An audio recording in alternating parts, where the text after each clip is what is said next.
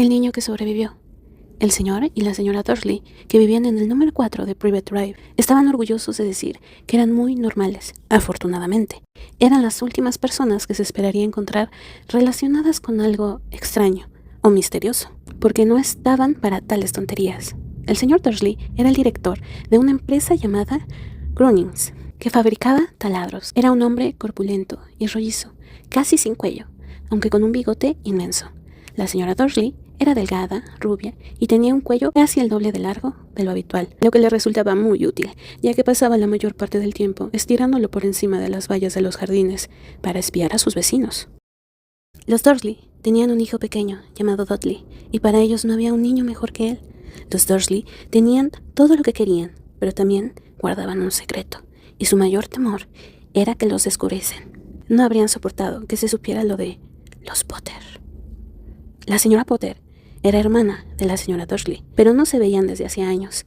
Tanto era así que la señora Dursley fingía que no tenía una hermana, porque su hermana y su marido, un completo inútil, eran lo más opuesto a los Dursley que se pudiera imaginar. Los Dursley se estremecían al pensar qué dirían los vecinos si los Potter apareciesen por la acera.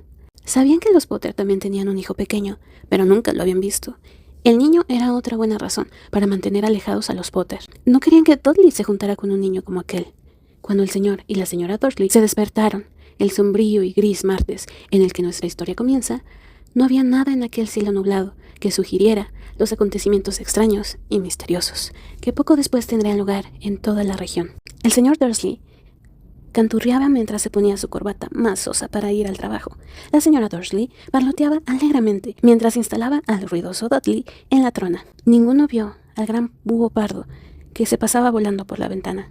A las 8:30, el señor Dursley cogió su maletín, besó a la señora Dursley en la mejilla y trató de despedirse de Dudley con un beso, aunque no pudo, ya que el niño tenía un berrinche y estaba gritando. «¡Diablito!», dijo entre dientes el señor Dursley mientras salía de la casa.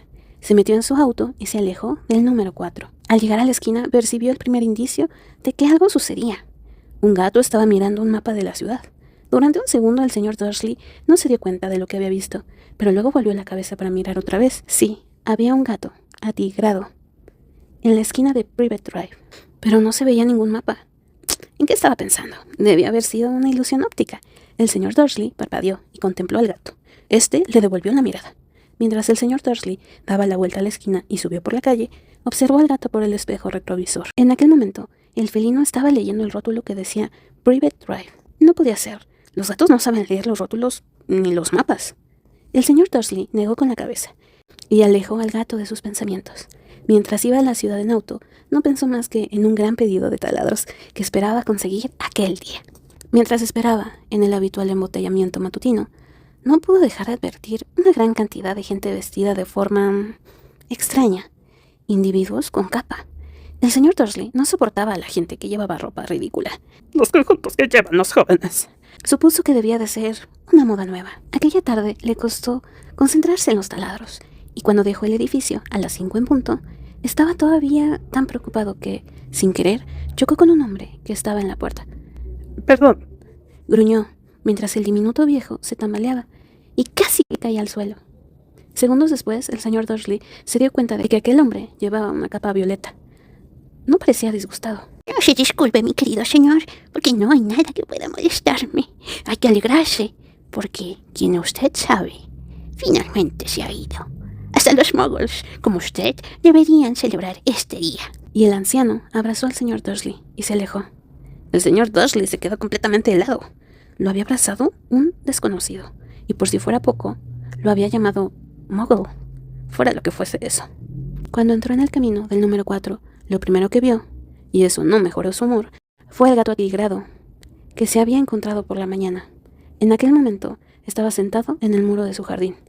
«¡Fuera!», dijo el señor Dursley en voz alta. El gato no se movió. Solo le dirigió una mirada severa. El señor Dursley trató de comportarse con normalidad. Una vez que acostaron a Dudley, fue a la sala a tiempo para ver el noticiero de la noche. Y por último, observadores de pájaros de todas partes han informado que hoy los búhos del país han presentado una conducta poco habitual. Los Dursley se fueron a la cama. La señora Dursley se quedó dormida rápidamente, pero el señor Dursley permaneció despierto, con todo aquello dando vueltas por su mente. Su último y consolador pensamiento antes de quedarse dormido fue que, aunque los Potter estuvieran implicados en los sucesos, no había razón para que se acercaran a él y a la señora Dursley. Los Potter sabían muy bien lo que él y Petunia pensaban de ellos y de los de su clase. No veía cómo a él y a Petunia podrían mezclarlos en cualquier cosa que estuviera pasando. Bostezó. Y se dio la vuelta. No podría afectarlos a ellos. Qué equivocado estaba.